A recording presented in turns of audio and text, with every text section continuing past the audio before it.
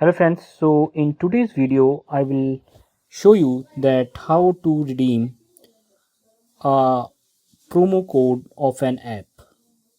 So let's begin. So first you need to click on App Store. Just click on it.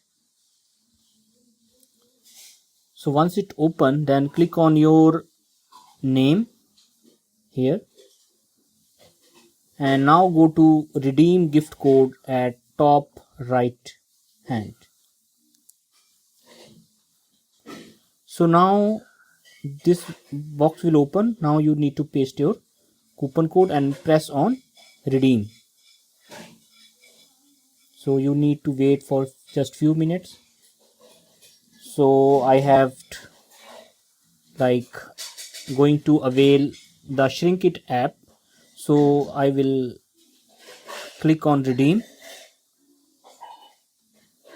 So let me press redeem. So when I click on redeem, it will ask me to verify by touching the touchpad, or also you can enter password manually.